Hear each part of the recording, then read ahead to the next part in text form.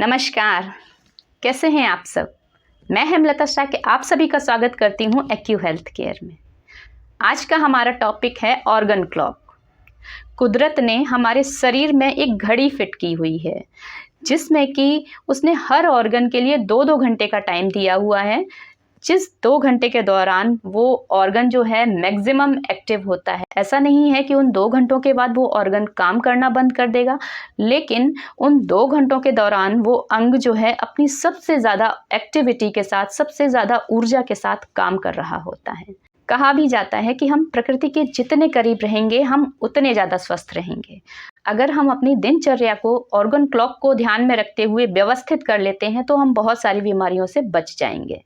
चूँकि बच्चों के एग्ज़ाम शुरू हो गए हैं तो हम इस ऑर्गन क्लॉक के माध्यम से ये भी जानेंगे कि स्टडी के कौन-कौन से बेस्ट टाइम हैं जिस समय की फोटोग्राफिक मेमोरी होती है, यानी कि जो हमने पढ़ा वो हमारे दिमाग में फिक्स हो जाता है।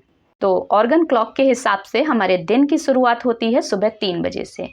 सुबह 3 से 5 का टाइम लंग्स का है। इस समय अगर हम जागे हुए हैं तो हमें ब्रीदिंग एक्सरसाइज करनी चाहिए, मेडिटेशन करनी चाहिए और मॉर्निंग वॉक करनी चाहिए, जिससे कि हमें फ्रेश एयर मिल सके और हमारे लंग्स जो हैं वो हेल्दी रह सकें।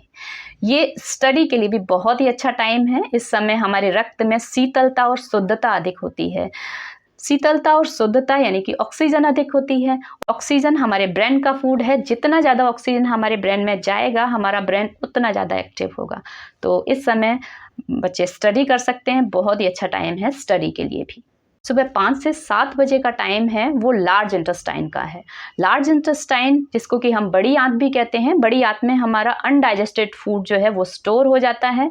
तो इस समय जो है हमें अपनी लार्ज इंटेस्टाइन को क्लियर करना चाहिए, यानी कि हमें मोशन के लिए जाना चाहिए। इस समय अगर हम जागे हुए हैं तो सबसे पहले हमें 1 से 2 गिलास गुनगुना पानी पीना चाहिए और पानी पीने के बाद थोड़ा बहुत टहलना चाहिए।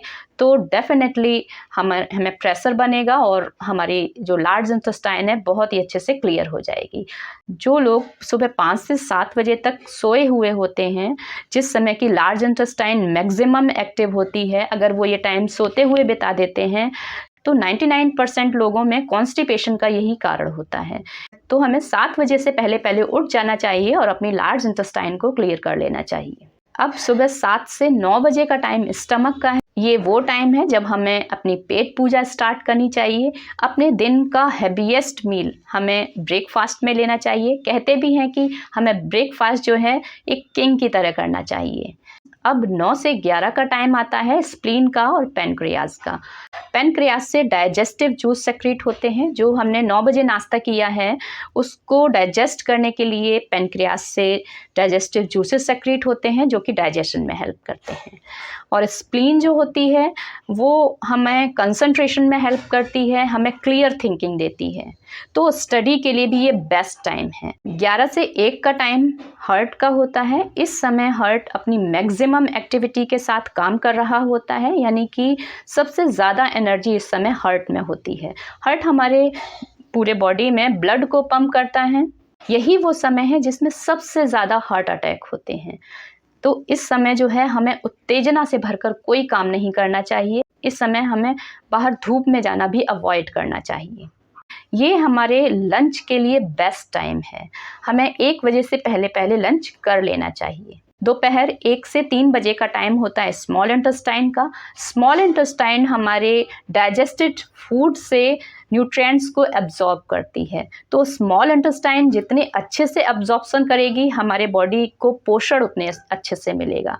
तो जो हमने 9 बजे अपना ब्रेकफास्ट कर लिया था वो इस समय स्मॉल इंटेस्टाइन में आ चुका होता है और एब्जॉर्प्शन का काम चल रहा होता है। शाम 3 से 5 बजे का टाइम जो है वो यूरिनरी ब्लैडर का है। इस समय हमारी बॉडी जो है वो डिटॉक्सिफिकेशन के लिए रेडी हो रही होती है।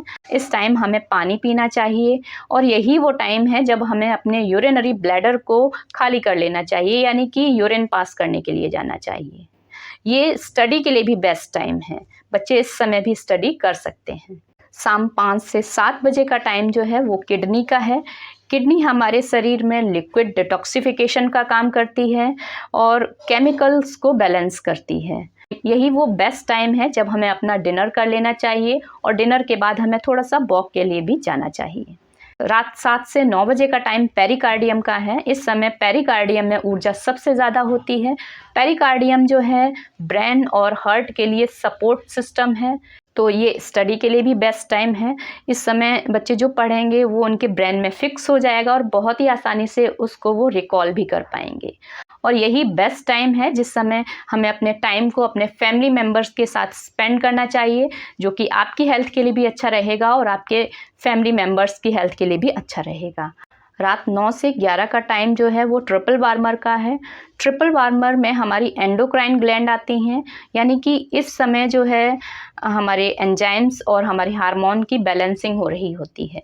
रात 9 बजे हमारे शरीर में मेलाटोनिन हार्मोन का सेक्रीशन होने लगता है। मेलाटोनिन हार्मोन जो है नींद लाने में हमारी हेल्प करता है। इस समय हमें टीवी और मोबाइल यूज़ नहीं करने चाहिए, क्योंकि टीवी और मोबाइल की स्क्रीन से ब्लू लाइट रिफ्लेक्ट होती है जो कि हमारे माइंड को एक्टिव करती है, और मेलाटोनिन हार्मोन हमें नींद लाने में हेल्प करता है। तो इससे जो है हमारी नींद डिस्टर्ब होगी और हमें 11 बजे से पहले पहले सो जाना चाहिए। रात 11 से 1 बजे का टाइम होता है गॉल ब्लैडर का। गॉल ब्लैडर का काम होता है हमारी बॉडी में एनर्जी को रिस्टोर करने का। हमें नेक्स्ट डे काम करने के लिए एनर्जी चाहिए होती है। अगर हम 11 से 1 के टाइम जो है वो जागे हुए होंगे, अन्य कामों में व्यस्त होंगे, तो गॉल ब्लैडर अपना काम प्रॉपर तरीके से नहीं कर पाएगा और एनर्जी अच्छे से रिस्टोर नहीं होगी, जिससे कि हम अगले दिन एनर्जेटिक फील नहीं करेंगे। तो इस समय हमें सोया हुआ होना चाहिए। 1 से 3 बजे का टाइम लिवर का है। इस समय लिवर में सबसे ज़्यादा ऊर्जा होती है। लिवर का काम होता है कि ये हमारे शरीर में डिटॉक्सिफिकेशन करता है। हमारे बॉडी का डिटॉक्सिफिकेशन जितने अच्छे से होता है, हमारी स्किन में ग्लो उतना अच्छा आता है, हमें बुढ़ापा जल्दी नहीं आता, स्किन डिसीजेज नहीं होती। लिवर अच्छे से डिटॉक्सिफिकेशन कर पाए, इसके लिए हमें इस समय डीप स्लीप में होना चाहिए। अगर हम इस समय जागे होंगे तो उतना कम टाइम लिवर को डिटॉक्सिफिकेशन के लिए मिलेगा और हमारी स्किन में उतनी ज़्यादा डलनेस आएगी। लिवर की ओपनिंग हमारी आँखों में होती है, तो अगर हम इस समय डीप स्लीप में होंगे तो हमारी आँखें भी हेल्दी रहेंगी। तो 3 से 5 फिर लंग्स का टाइम आ जाता है और इस तरह से यही साइकिल चलती रहती है। तो अगर हम अपनी दिनचर्या को ऑर्गन क्लॉक को ध्यान में रखते हुए व्यवस्थित कर लें, बहुत सी समस्याएं जैसे कि समय से नींद ना आना, समय से भूख ना लगना, समय से डाइजेशन ना होना, डलनेस बने रहना शरीर में, या कॉन्स्टिपेशन की समस्या जो है ऑर्गन क्लॉक के हिसाब से टाइमिंग सेट करने से ही ठीक हो जाएंगी। उम्मीद है आपको ये जानकारी पसंद आई होगी। अगर आपको ये जानकारी पसंद आई है तो प्लीज़ इस वीडियो को लाइक करिए, शेयर करिए, और अगर आप पहली बार मेरे चैनल पर आए हैं तो मेरे चैनल को सब्सक्राइब भी करिए। आपके समय और सहयोग के लिए आपका धन्यवाद।